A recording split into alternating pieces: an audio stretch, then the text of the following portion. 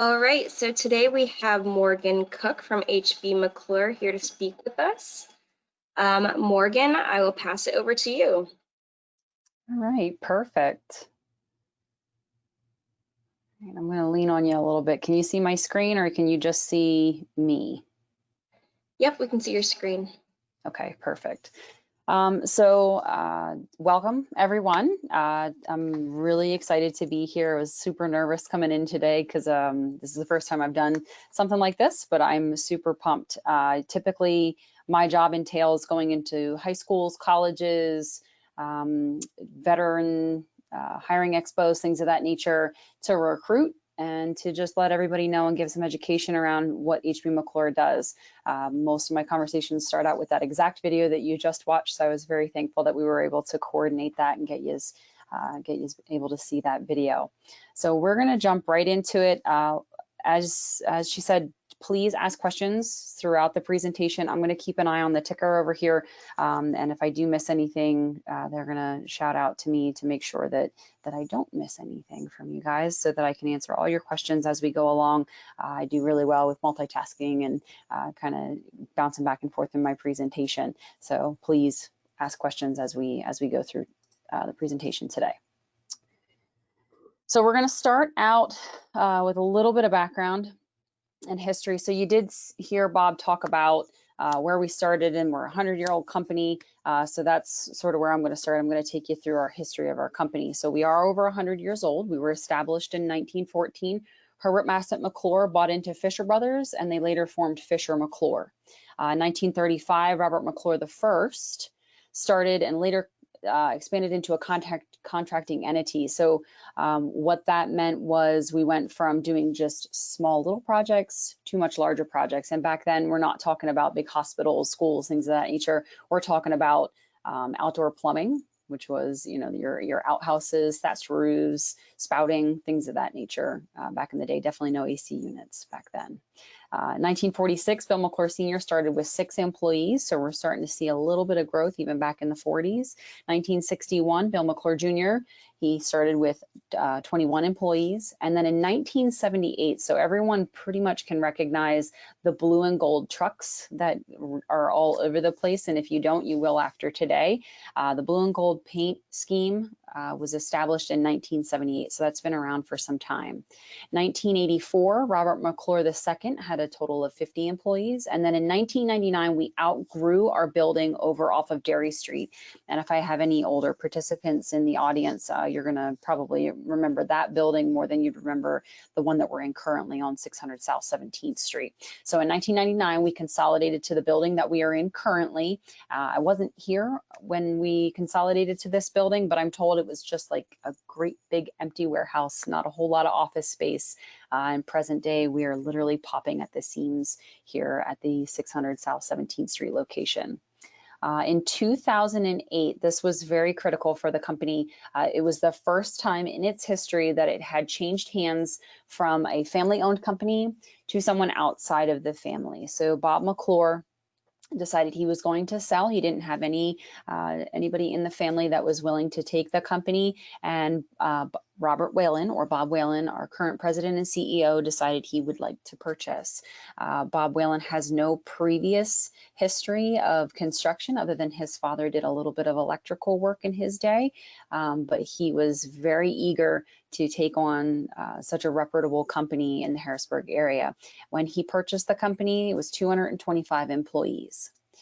2 short years later, Bob decided that it was a good idea to invest in the employees themselves. He wasn't really sure how he wanted to do that, so he started doing some research, and he found that selling the company back to the employees and creating an ESOP, which you heard Mike Snyder talk about a little bit, the employee stock ownership plan, was the best way to give back to the employees that worked for HB McClure.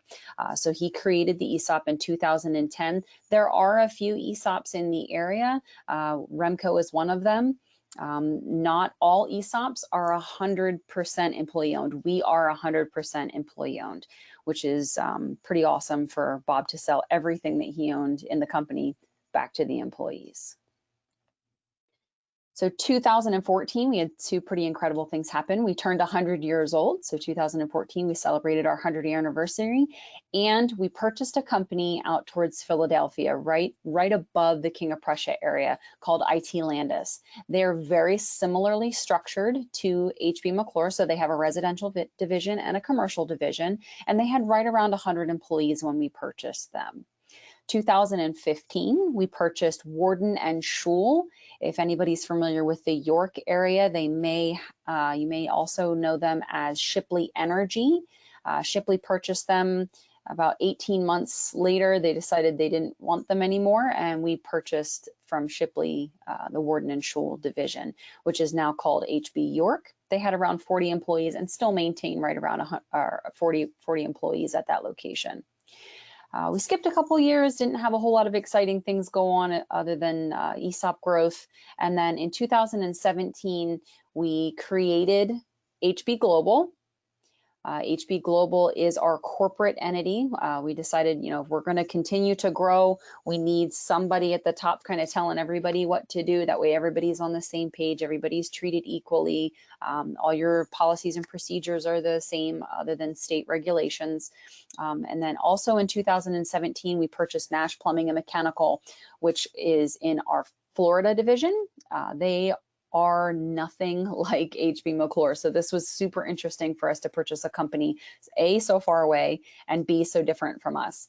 So HB McClure, like I stated, does the residential and the commercial side of the business. Nash Plumbing and Mechanical, they do huge industrial commercial jobs. We're talking pieces of pipe that you could stand in, reach your hands up, and still not touch the top of the pipe. They're building skyscrapers and hospitals and astrodomes and all kinds of big, crazy buildings, which is totally awesome for us to be involved in. In 2018, literally on the same exact day, we purchased two companies, October 1st, 2018. So AccuAir Mechanical, which is our Lancaster division, they have right around 30 employees when we purchased them, and they still, again, they maintain the 30 employees present day. And then BBEC. BBEC, they are an electrical division. A lot of people know them from the Mechanicsburg area. They do just commercial stuff. They don't really touch the residential side. And then AccuAir is a commercial service company and slid right, pretty much seamlessly right into our commercial service division. 2019, as you can see on the slideshow, pretty big and busy year for us, especially us in HR with all the paperwork. So 2019, we'll just go right down the row. We purchased Air Solutions, which is our Maryland division. They do almost all residential service stuff. They do some residential install, not a whole lot, mostly residential service. 30 employees, they maintain right around 30 employees. I think present day they're probably at 27, but right around the 30 mark. We purchased North Shore Mechanical, which is out in Massachusetts. They are right around 85 employees. And again, they maintain right around the 85. They are industrial and commercial, so they're similar to Nash. They're not exactly like Nash, but they're very similar to the Nash division down in Florida. And then Spectrum, which is out in Arizona, they have about 150 employees, and they are a commercial-based business, a commercial construction-based business. As far as up and coming, looking for growth, we are definitely always looking to grow. Small companies, large companies, it doesn't matter. We have a team of people that does that for us to make sure that we're still on a growth pattern and looking for the right types of companies. So as far as our business org chart, what you see in front of you is what we have, and we've already talked about all the dates, and you can see underneath Nash, NSMC, and Spectrum, we have future. So like I said, we're always looking to grow, whether that be organically or through acquisition. Organically being, your interview process. All right, so next we're gonna go into our mission, vision, and then our employee stock ownership plan. This usually brings up a couple questions. So like I said, please feel free to interrupt and ask. We will we'll keep chugging along if you don't have any questions though. All right, so our mission, our purpose is to grow a successful and sustainable industry-leading organization, providing a rewarding professional experience for as many career-minded employee owners as possible, while in the long term, producing a retirement income that sustains the standard of living.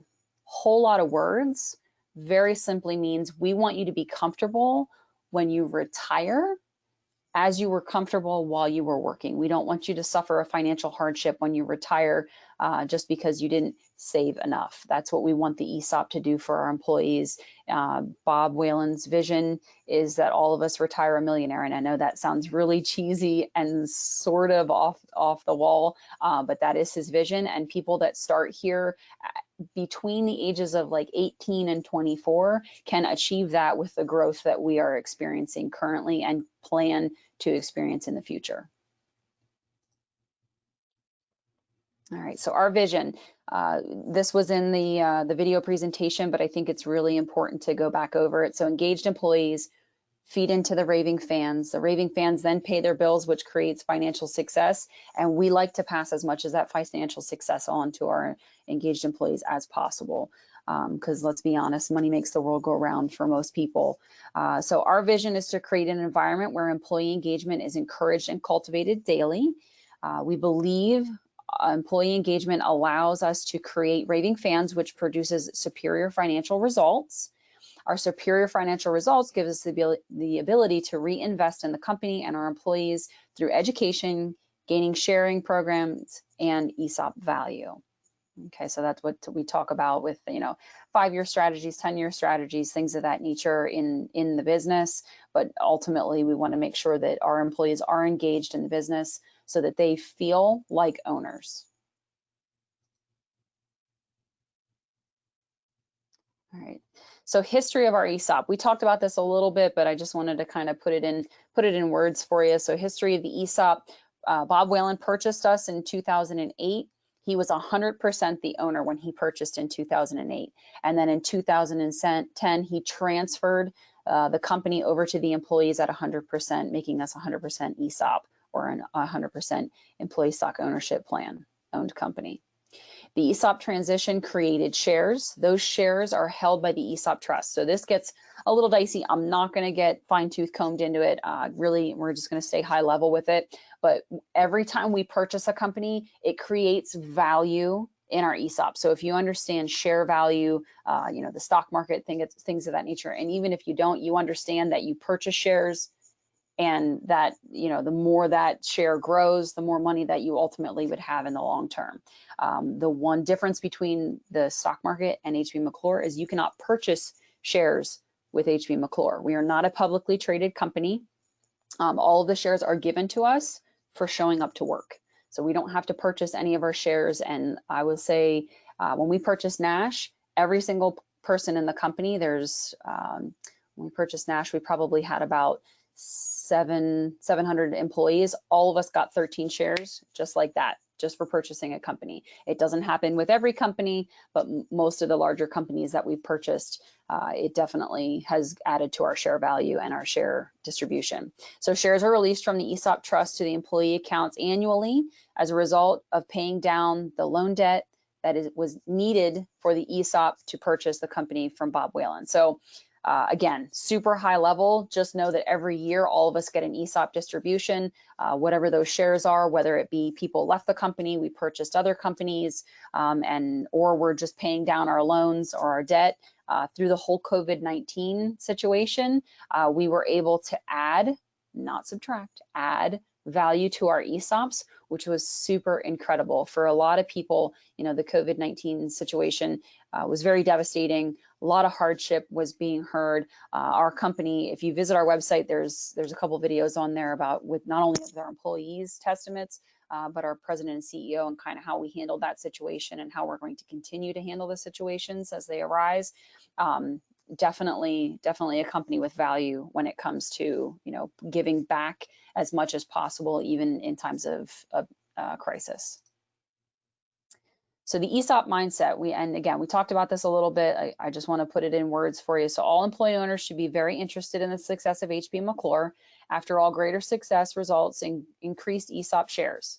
To impact ESOP share value, you should understand how the financials of the business works and how you can personally impact your business in a positive way. So the way we handle this and give people the ESOP mindset is we share the books. So if anyone's ever worked with a company and they said, yeah, we can't share the books, we can't tell you the numbers, that's a bunch of hippy dippy baloney. We don't believe in that here. We share everything. If you want to know what it costs to run the building, because you think we run the lights too often, we can share that information with you. If you want to know how much revenue a particular department brought in a month or in a week, we can share that information with you. It makes no difference to us whether you know it or the person next to you knows it.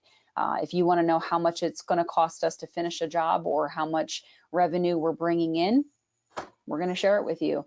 We want you to think like an owner when you work with HB McClure. The only thing that we keep personal is confidential employee information. So pay, salaries, benefit information, things like that, that would never be shared, just the things that impact the business.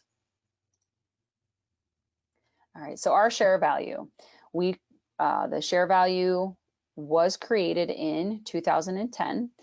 For the people that worked here, it was not super exciting. As you can see, it was only $2.78. So for the people that we were taking, the 401k match away from, things of that nature, was not super exciting. And even the growth the next couple years wasn't super exciting. Now, from 2016, and I would say even from 2015 and up, super exciting stuff going on. Our 5-year strategy is to have a $200 share value, and we are not far away from that for a 5-year strategy, which is very awesome for us. Now you'll see that there isn't a 2020 share value on the graph currently. Our shares are released the following year from the year that we're in. So think about your taxes, right? We filed taxes in the 2020 year for the 2019 earnings year. So we will have our 2020 number in 2021. But right now our share value is at 76.70. Pretty incredible for people that have worked here. So my husband also works here. For people that have worked here for 10 plus years, they have a lot in their accounts, and some people have over 200 shares in their accounts. So take 200 times the 76.70, that's pretty incredible bank that you would have at retirement. All right, so any questions about the ESOP, our mission, our vision, where the companies come from, where we think we're going, anything like that?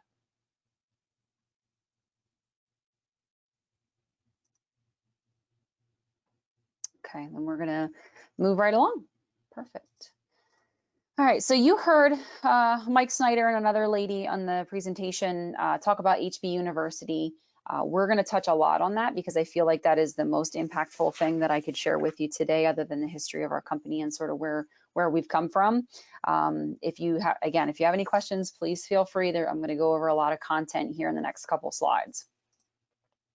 So what is HB University? So we call it HBU for short. HB University is our in-house training program. There are training courses offered internally, externally, and online methods. We recognized that a lot of our technicians do not like sitting in a classroom.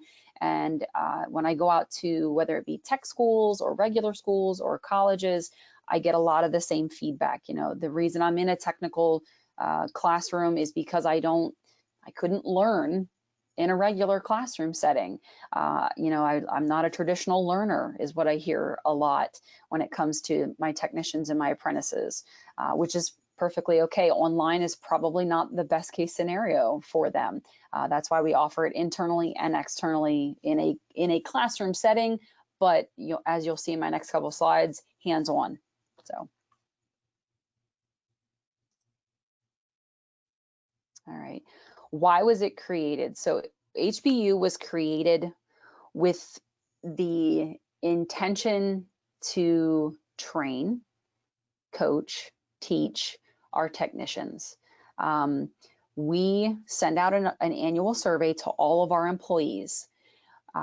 In one of our surveys, we asked how we were doing with training. And fortunately and unfortunately, it came back very, very low engagement scores. People were just not happy with the amount of training that HB McClure was offering. So we decided to take that information and run with it. So part of being an ESOP is giving your opinions, being an owner, acting like an owner. People spoke up and we responded. That's not to say that we respond to everything like that, but this was a huge hot button for a lot of our employees.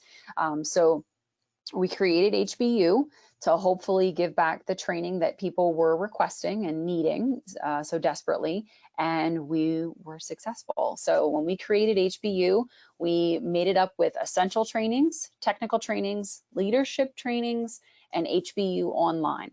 So within our essential trainings, we're talking about professional and personal training. Why would a company care about your personal training? We'll talk about that in a second.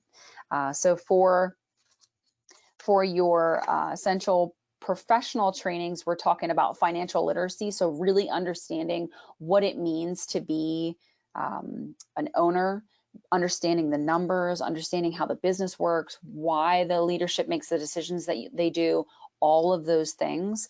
Communication training. We are a service industry for part of our business, so we need to be able to effectively communicate not only with each other, but with our clients. Customer experience training. This one is huge. So our the people that when you call in, they pick up the phone, being able to be that, that all-knowing entity, even if you don't know it all, right? Being able to coach people through situations and having that good customer service interaction, and overall just good phone etiquette is critical for our business. So we offer training for that. And then Excel training, Microsoft Word training, anything that you would need to be able to do your job essentially, okay? When we talk about the personal development, this almost always is offered in the evening, as we don't pay you to go to personal trainings, but we offer first-time home buyers retirement training, how to plan for your retirement, how to consolidate debt or loans for those that went to school or have outstanding loans, how to plan and do a budget, how to make sure that you're making good use of the money that's in your ESOP or in your 401k.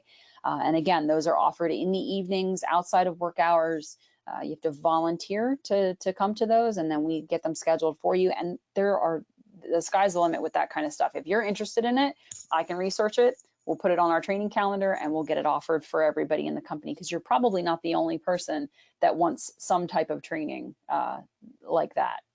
And so technical, this one gets me jazzed up. I get so excited when I talk about technical training. So we have the technician boot camp. And when I talk about boot camp, I'm not talking about, the nitrogen, like the gas chamber and doing sit-ups and waking up at 5 o'clock in the morning. That is not what I'm talking about. I'm talking about technical boot camp. So you come in, and again, you sit in a classroom, but you're doing a lot of hands-on. You're learning about electricity and how it works. You're learning about HVAC. You're learning about plumbing. You're learning some soft skills stuff. Again, communication, and then you're going to learn safety. So if you don't already have your OSHA 10, when you go through our boot camp, you're going to get your OSHA 10, which is fantastic because most of our job sites require you to have an OSHA 10 card to be able to gain access to that job site. And then additional technical skills. If there's somebody that has solar panel training and they want more solar panel training or something like that, we would be able to offer that in our technician boot camp. But most of it is to help you to become a well-rounded employee. So in the wake of any type of crisis that would happen with the company, we would be able to swing you to one side or the other to make use of your diverse talents for all of our employees. When we talk about in-house fundamental training programs, these go through your specific department. So our commercial service and our residential service departments have the in-house fundamental programs. And what this means is you would come in, let's say you come in as an apprentice, right? Because most people that I'm talking to today, probably that's what you're looking at. You would come in as an apprentice, a little bit about some stuff. You take stuff apart, you put it back together, whether that be cars, trucks, motorcycles, VCRs, DVD players, computers, whatever that is. You have some type of technical ability. We put you into one of these fundamental programs. You're going to be going out to job sites with technicians, proving that you know the skill. That technician signs off on a piece of paperwork, you sign off on that piece of paperwork, and it puts you in a fast-tracked program to earn more money quicker. So for those of you that say, and I'm one of those people, so I'm not pointing the finger, you know, school isn't for me. You know, you going to, you know, a post-secondary or even like a technical school, whether it be a hack is a great program. They have, and so is ABC, but it's not for everyone. And if you know that ahead of time, you'll be a lot better off. So with that being said, we can offer the training here to get you where you want to be, and then maybe send you out to a hack or an ABC to finalize that, get you your certificate, and just make sure that, you know, you're, again, well-rounded and very diversified in the job that you want to do. The next one there is VR training or virtual reality training. I actually have a video that I'm going to show you here right after this slide of somebody using some of our VR equipment. So we participate with, it's called Interplay. Interplay is using us as a guinea pig to build a program, which is pretty exciting. And it's really incredible equipment. Some of the feedback that we've got from our technicians is, I need a safe place to fail. Everybody fails. It's okay to fail. And, you know, we're a company that we're accepting as long as you are learning from that failure. So the safe place to fail for technicians that maybe don't, or apprentices that don't really know how to do it yet, is our VR training. They can go in there, they have the headset or the goggles on, they use the handhelds, and they can diagnose and work on piece of equipment without hurting themselves or somebody else, which is fantastic. And then we are an EPA innate proctoring facility. So Corey Kahn is 32 years with the company. He is our training and development, technical training and development manager, and he is an excellent coach and an excellent teacher when it comes to the EPA test. So if you haven't already taken your EPA, that is something that you can do here with us and your NATE certification. The leadership training, we have a leadership series and lots of leadership training for my females in the group. We offer specific female leadership training. With that being said, you will all, as an employee, if you are to come on to HB McClure, will all go through some type of leadership training. We don't expect anyone to lead anybody else until they know how to lead themselves. And a lot of people need to learn more about themselves, myself included. The leadership series was very helpful for me when I went through it. It helped me learn a lot about myself and a lot about my coworkers. So it's made me a better leader, even though I'm not in a leadership role here at the company.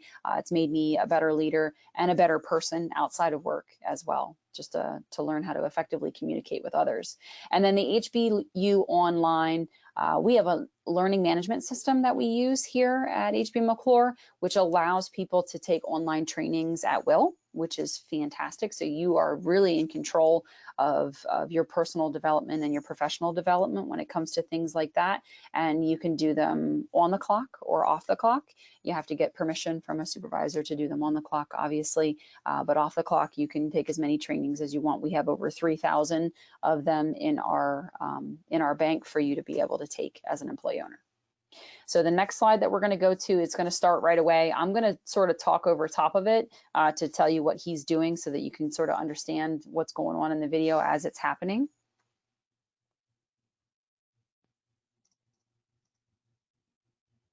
All right, so this is one of our technicians. He is like a mid-skill level technician. He is using the Interplay software or the VR training. So you can see he's wearing the headset. He's got 2 handheld units. If nobody's ever used VR, this is your hands or your tools when you're in the system. You can see he keeps looking down at his wrists like he's checking his watch. That's where his instructions are to tell him, you know, this is what you should be looking for. This is what tool you need. He has a tool chest, we'll call it, that he can select from different things. He's answering questions, you know, is the unit functioning properly? Yes, no. Have you checked this? And so now he's going to go up and turn the electrical box off so he doesn't get electrocuted when he's working on the unit, which is fantastic. He comes back down to the unit. He kind of diagnoses it a little bit, fixes the wire that was disconnected. He's able to see, you know, and you'll see here in a second, you can see the blue arrows moving in and around there it goes, means that the fan is now running. So he's fixed the problem. It takes him to an upstairs room. You can see the air vent blowing air up through the vent. It'll actually, if there's something wrong with the external unit of the house, it'll flip him outside. And then he's able to complete that training right there in a controlled setting to be, to be safe with learning, which is fantastic. Now the VR simulation stuff, it is available for anybody in the company. You do have to get approval from your manager because there is a cost associated with it. The one good thing about it is it is web-based. So it is a web-based learning. You can do it from anywhere. You don't have to have the VR equipment at your home to be able to participate in the VR learning. So you can actually do it on a laptop with a mouse and a keyboard and do it. It's not quite as fun, but you can do it from anywhere without the headset. There are multiple courses. It's not just HVAC. So there's plumbing, HVAC, electrical, solar, and building maintenance that are built into the platform that we have purchased from Interplay. And like I said, it can be done 24/7 from anywhere. The other piece to HB University is our simulation stuff. So hands-on equipment training. We talked about hands-on. Most of the technicians love hands-on. Most kids love to play with things, and students like to get their hands dirty with stuff. The yellow kit that you see on the left-hand side there, that was a kit, we call it the electrical kit, and that was purchased. The pieces were, the box was purchased. The pieces on the inside that you see there was made in our warehouse. The actual thermostat, the wires, the switches, things of that nature were salvaged off of equipment from our scrapyard. And there were some new stuff purchased, but most of it was salvaged. The blinking lights on the left-hand side or on the right-hand side of the box, that is telling you what switches or what relays are tripping within the thermostat, which technicians understand that kind of talk. And then on the right-hand side of your screen, you see two of our technicians, inexperienced younger technicians, working on a piece of equipment together to try and troubleshoot to see what's wrong and why the unit would be failing. The picture in the center, so it looks like a big piece of metal on a cart that's in the center of the screen. That is a rooftop unit. So we put it on wheels so that it can be mobile. We can move it to multiple locations. So here, IT Landis Nash, any of our locations, it can be moved to. We had a need from our technicians to not learn how to work on a rooftop unit on a rooftop. So we brought the rooftop unit down. The company Johnson Johnson purchased the unit. It was not something that they wanted or needed. They sold it to us at a discount, and we were able to make it a working unit for our technicians to be able to troubleshoot and work on the ground instead of being trained on a rooftop where it's sweltering hot, super cold, crazy windy, any of that, so that it was a safe, controlled environment for them to learn. All right. Any questions about HB University or anything I just went over with the VR learning, the simulation kits, things that are offered through HBU? Looks like we did have one question. Do you get paid while attending HBU? So yes, and I didn't see that come through, so I do apologize. Maybe I can't see it. That's okay.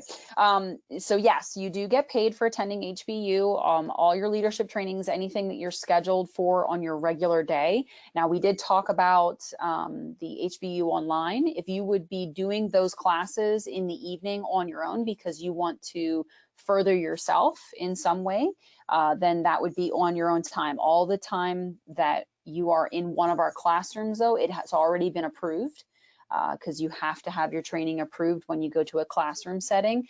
But yes, it would be your normal pay, whatever you're getting paid hourly on, and then if it results in overtime, then we pay you the overtime. Any other questions about HBU? Looks like there's one more. How much does an apprentice typically start out making? That's a great question. So it's also a very complicated question. So in the industry, there are many levels of skill. Typically, my answer to this question is it depends on what you know. So we talked about, do you have mechanical ability? You're able to tear a car apart and put it back together, or take pieces of a car apart, or you work with your Uncle Sam over the weekend and he flips houses and you're constantly working with him, learning how the inners of wiring or HVAC or plumbing work. If you have some type of mechanical ability as an apprentice coming directly out of high school, you're going to make anywhere from $10 to $14 an hour. It just depends on the interview process and where you fall in that scale.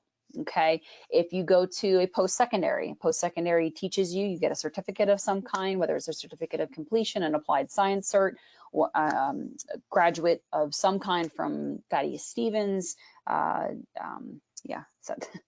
Stevens, Hack, ABC, somewhere like that, you're going to be looking at the $14 to $16 an hour range. Again, it just depends on what you know. Okay, we're also going to probably in those two ranges, we're going to enroll you in our fundamentals classes so that you have some type of continuing ed as you're learning in the field as well.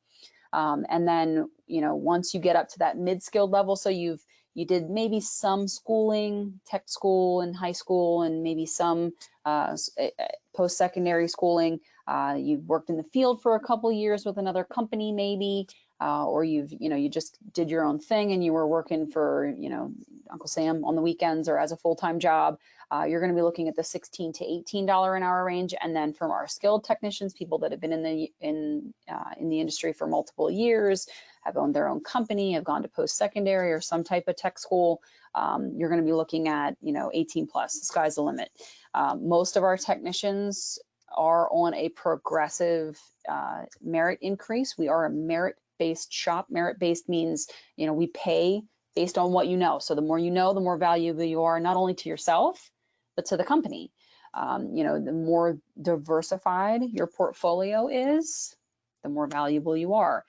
So when I talk about, doing those extracurricular trainings on your own, yeah, maybe you're not getting paid for them right then and there, but will that ultimately, feed into your success as a HB McClure employee owner? Absolutely. Other questions? Great. Looks like we have one more. How Okay. long do apprenticeships last? Well, so our apprentices, so we don't have apprenticeships here. We have an apprentices. It's a job title, not necessarily a career or a certification. So our apprentices, it's up to you, really. It's really up to you. So if we bring you in, we call you an apprentice, that's what we're going to pay you. And then you work let's say you work for 2 years and you are just on it and you're getting stuff and, we want to put you in your own truck. That's up to you.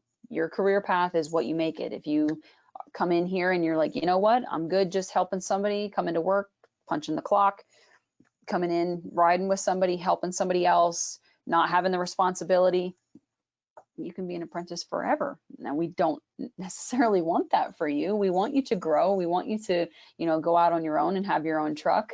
But we do have, we'll call them lifetime apprentices. But again, we want you to grow. We want you to get into your own truck. We want you to be able to go out by yourself and, have that flexibility and be an owner and run your own show. So. But I would say we had one more come through. Okay. This person says they're interested in plumbing. How do they get started as an apprentice? Okay. So how do they get started as an apprentice? Follow-up question, do you want to do post-secondary school? Have you already completed post-secondary school? Or are you looking just to jump in with both feet to a trade? Maybe you could answer both ways. Yeah, I can do that. So if you want to do a post-secondary, I recommend, the 3 schools that I've talked about already. Thaddeus is very reputable.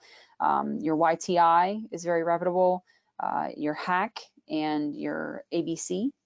Those are the ones that most often we recruit from. There are other ones out there, so please don't think that I'm letting anybody out. Those are just the ones that most often we recruit from. If you were to go into one of those programs, it's going to work like any other schooling. So you have to, apply for the financial aid if you're not able to afford it right out. And then you would complete the program. Now we can hire you here while you're completing that program. We are very flexible. Like for instance, the gentleman that we have doing the ABC program, I think he's doing the HVAC ABC program. He has to attend one Monday a month, and we allow him that day off to go to school. And I'm very sure that he gets paid for that day while he's off. Or at school.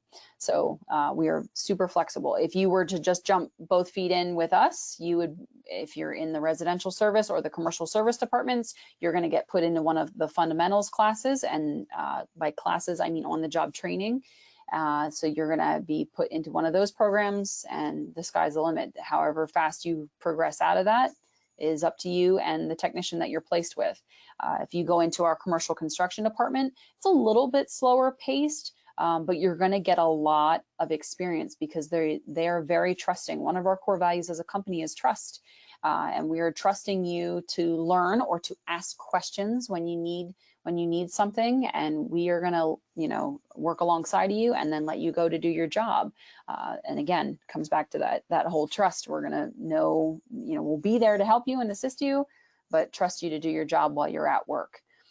So that side of the business, you could progress a little bit slower through an apprenticeship. And I see one more came through. Do you offer any financial assistance towards schooling? So if you are an employee with HB McClure for 1 full year, we will pay for you to go to the ABC school. Okay, if you are currently enrolled in ABC and you are employed with us for 1 full year, we will pick up your payments with ABC. Any other schooling right now, we don't offer any financial assistance with. That's sort of, we'll call it your baby. We are giving you the on-the-job training that your schooling is going to require, and your job shadowing that your school is going to require as part of their program, and we sort of work hand in hand with them to develop that. But other than that, we do not offer specific financial assistance. Great. I don't see any more for now, so we'll see if any more roll in. All right. Well, I just have this, these last 2 slides, and the last one is actually for questions specifically. So the jobs that we have posted right now on our website are in front of you. How do I apply? Down at the bottom is our link for how to get in there and to apply for a job. You'll see that some of the jobs are listed in multiple locations, so that it actually looks a lot more like there's a lot more jobs on the website than what I have listed here. But for instance, the residential service install HVAC technician, it's listed in Baltimore, Harrisburg, and York, because we're looking for 3 different locations to hire a residential service HVAC technician. The commercial construction apprentice, without knowing my audience and being able to ask specific questions of you guys, this one is probably the one that most people would potentially apply for, or the residential install apprentice on this side of the screen in Harrisburg or Maryland. Those are the ones that your entry levels, little to no experience, right? We talked about the mechanical ability that we would be able to interview for. Right now, interviews are happening virtually, so it's similar to what you're experiencing right now, whether it be through Skype or Zoom. So being able to have that ability is amazing, because we didn't get shut down on the interviewing process altogether with the whole social distancing thing. Okay. And as far as applying, the more information you can give us, the better. So when you're filling out your application, don't leave stuff blank. Fill it in. That's my HR advice for the day. And then if you have a resume, please attach it. If you have certifications already, please attach them. Every little bit helps us to make a final determination on a hire. So to be aware of everybody's time. I don't want to go past the 12 o'clock mark here. It looks like we have about 6 minutes. Does anybody else have any additional questions for me today?